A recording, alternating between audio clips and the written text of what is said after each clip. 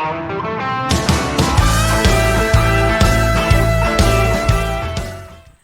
Everyone, के छ हाल खबर सन्चै हुनुहुन्छ? नमस्ते सबैजनालाई, मेरो नाम प्रकृति र स्वागत छ हजुरलाई मेरो यस युट्युब च्यानलमा। आशा छ तपाईँ खुसी हुनुहुन्छ, स्वस्थ हुनुहुन्छ, मस्त हुनुहुन्छ र मेरो भिडियो लगातार हेरिरहनु भएको छ। हेर्दाखेरि हजुरलाई मन परिरहेको छ भने लाइक, सेयर, सब्स्क्राइब गरेर जानुहोला। तपाईलाई मेरो भिडियो कस्तो लाग्छ भनेर प्रतिक्रिया पनि दिनुहोला, म धेरै खुसी हुनेछु।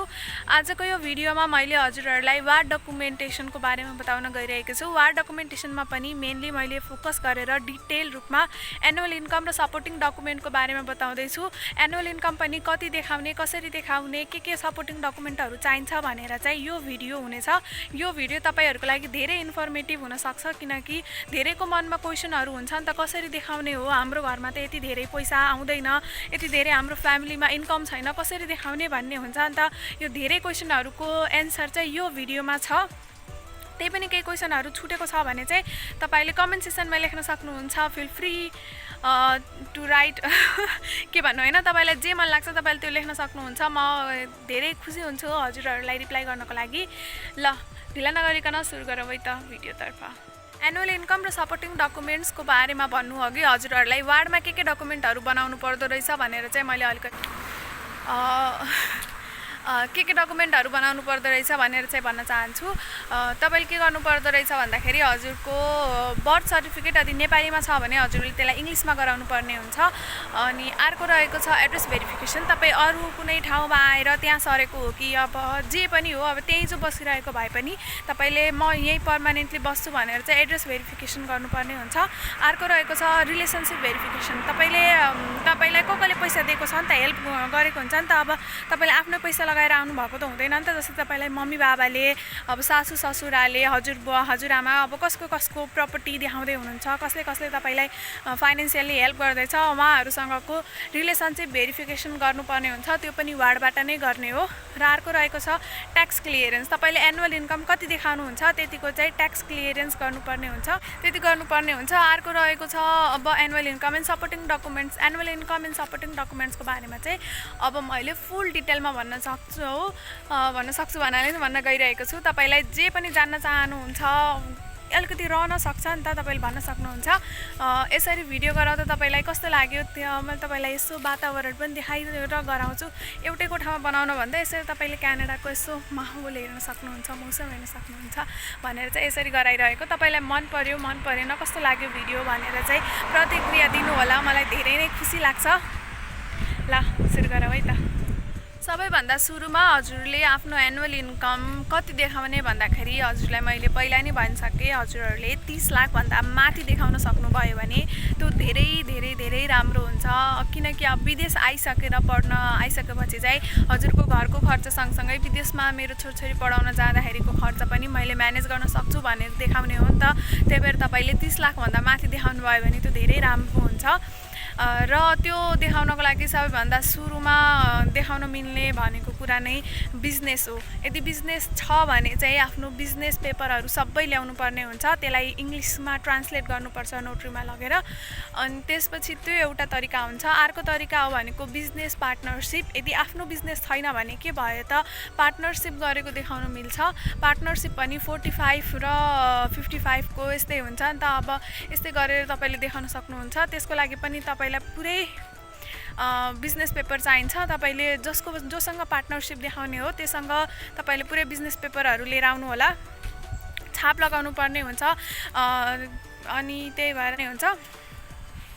तपाईँले त्यति गरिसकेपछि चाहिँ तपाईँको एउटा तरिका, दुईवटा तरिका भयो। अर्को तपाईँले आफ्नो घरलाई भाडामा दिएको देखाउन सक्नुहुन्छ। जति पनि घर छ, जति तल्ले घर छ तपाईँले त्यति तल्ले घरलाई भाडामा दिएको भनेर देखाउन सक्नुहुन्छ। अर्को तपाईँले देखाउन सक्नुहुन्छ आफ्नो जग्गालाई लिजमा दिएको, खेती गर्नलाई दिएको, बिजनेस गर्नलाई दिएको, यो गर्नलाई दिएको, अब जे रिजन तपाईँले दिन चाहनुहुन्छ त्यो दिन सक्नुहुन्छ।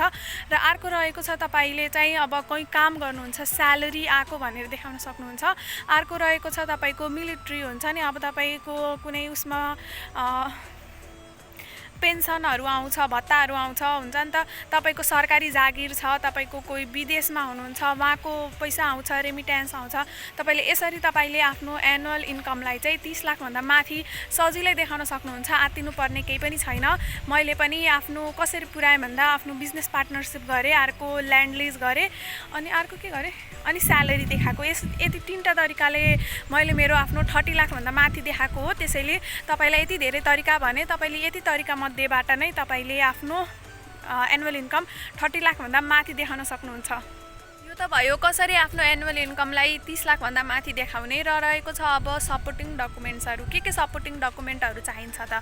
यदि तपाईँले विदेशबाट आएको स्यालेरी भनेर देखाउँदै हुनुहुन्छ भने उताबाट उहाँबाट पे स्लिप पठाउनु पर्ने हुन्छ। लगभग 3-4 महिना 5 महिना, अब जति धेरै महिनाको देखाउन सक्यो त्यो त्यति राम्रो मानिन्छ। कुन ब्याङ्कमा पठाएको त्यो ब्याङ्कको स्टेटमेन्ट पनि चाहिन्छ। यति बेला यति मान्छेले यसरी पठाएको, यो देशबाट यसरी हुन्छ नि, त्यो चाहिन्छ। अर्को चाहिन्छ तपाईको त्यो कम्पनीमा काम गरिरहेको लेटर जस्तो हुन्छ कि त्यो कम्पनीमा बनाउनु पर्ने हुन्छ। यो कम्पनीमा म यसरी काम गर्दैछु भनेर त्यो देखाउनु पर्ने हुन्छ, त्यो चाहिन्छ। त्यसपछि अर्को रहेको छ तपाईको जसको आएको देखाउनुहुन्छ उहाँको पासपोर्टमा छाप लगाएको हुन्छ नि त, त्यो छाप लगाएको फोटो चाहिन्छ। यति भइसकेपछि चाहिँ तपाईले स्यालेरीको विदेशबाट आएको स्यालेरीको देखाउन सक्नुहुन्छ। नेपालमा भएको स्यालेरीको पनि तपाईले त्यही नै गर्नुपर्ने हो। तपाईले 3टा हो कि 3टा 4वटा अब जति देखाउन सक्नुहुन्छ। लेटर डिड के भन्छ है, त्यसमा तपाईले त्यहाँ लेखेको हुनुपर्छ कि यो मान्छेले यति गते यो कम्पनीबाट यो पोस्टमा यति स्यालेरी पायो भनेर लेखेको हुन्छ, त्यो देखाउनु पर्ने हुन्छ। अर्को रहेको छ यो मान्छेले यति समयदेखि यति समयसम्म चाहिँ हाम्रो कम्पनीमा एकदम राम्रोसँग काम गरिरहेको छ भनेर एउटा लेटर पनि लेखेको हुन्छ, त्यो पनि लेटर डिडमै लेख्ने हो। त्यो चाहिँ त्यसमा कम्पनीको छाप लाग्नुपर्ने हुन्छ। यदि तपाईले रियल नै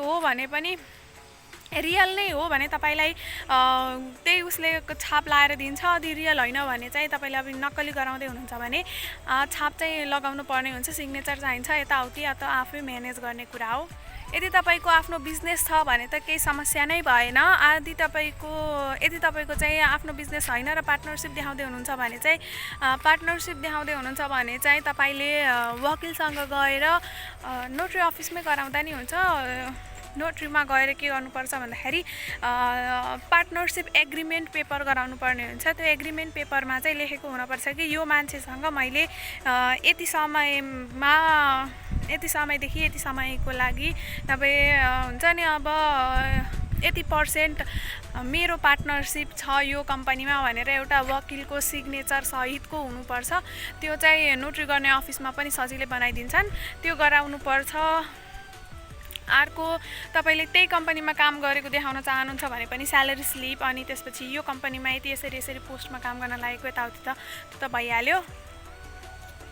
ल्यान्ड लिज, हाउस रेन्ट, यिनीको लागि पनि त्यही नै हो। तपाईँ वकिलसँग जानुहुन्छ अनि त्यसपछि त्यही रेन्ट मैले यो मान्छेलाई यति महिनाको लागि यति पैसामा रेन्टमा दिएँ भनेर गर्नुपर्छ। घरको पनि अनि ल्यान्डलाई लिज गर्दै हुनुहुन्छ भने पनि मैले यो मान्छेलाई यति वर्षको लागि यो कामको लागि चाहिँ मैले लिजमा दिएको छु भनेर चाहिँ एउटा एग्रिमेन्ट पेपर जस्तो गराउनुपर्छ।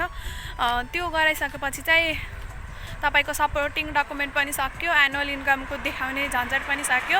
यति भइसकेपछि चाहिँ तपाईले यो देखाइसकेको सबै कुरालाई एउटा टेबल फर्मेटमा गराउनुहुन्छ र वार्डमा जानुहुन्छ। वार्डमा गएर यो सबैको मैले ट्याक्स क्लियर गरेको छु भनेर ट्याक्स क्लियरेन्स सर्टिफिकेट नि गराउनुहुन्छ। त्यहाँ वार्डले आफ्नो छाप र सिग्नेचर गरिसकेपछि चाहिँ तपाईको गुटुगो सबै भयो। यही नै हो तपाईले आफ्नो डकुमेन्टहरू बनाउनु पर्ने वार्डमा। मैले एउटा कुरा भन्न छुट्यो भन्दाखेरि एनुअल इन्कममा यदि हजुरहरुकोमा गाडी छ भने आफ्नो घर त्यो गाडीहरुलाई पनि तपाईले एनुअल इन्कममा देखाउन मिल्छ। गाडी भन्नाले प्राइभेट गाडीको कुरा गरिरहेको छैन, तपाईले पब्लिक गाडी छ भने चाहिँ त्यसलाई देखाउन मिल्छ। त्यसको लागि चाहिँ तपाईले यातायातमा यति नम्बरको गाडी यहाँदेखि यहाँ जाने रुटमा यति कमाइ हुन्छ भनेर चाहिँ गरिसकेपछि चाहिँ त्यहाँबाट छाप लागेर आइसकेपछि चाहिँ तपाईको त्यो पनि सजिलै देखाउनु मिल्छ। तपाईको अर्को देखाउन मिल्ने भनेको एग्रिकल्चरल प्रडक्टहरू हुन्छन्, जस्तै अब खेती किसानीबाट पनि तपाईहरु हुन्छ नि त कोही किसानहरू, उहाँहरूले पनि चिन्ता लिनु पर्दैन, त्यो पनि देखाउनु मिल्छ। मैले यति यति प्रडक्ट यति यतिमा बेच्छु, मार्केटमा बेच्छु, यो उसमा सप्लाई गर्छु, यो गर्छु त्यो गर्छु भनेर चाहिँ तपाईले त्यो देखाउनु मिल्छ। त्यो चाहिँ धेरैले देखाउँदैनन्, त्यही भएर मलाई चाहिँ थाहा छैन, तर तपाईले चाहिँ यो पनि देखाउनु मिल्छ। तपाईले कन्सल्टेन्सीलाई सोध्दा हुन्छ कसरी यसलाई देखाउने भनेर चाहिँ। ल यति नै हो, यसरी थुप्रै तरिकाहरूबाट देखाउनु मिल्छ, चिन्ता लिनै पर्दैन। यति इन्कम त जसको नि हुन्छ के छ र।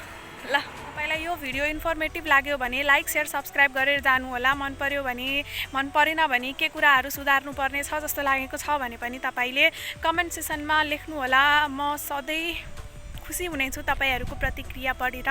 त्यसपछि तपाईलाई अझै पनि केही जान्नु छ भने कमेन्ट सेक्सनमा लेख्नु होला।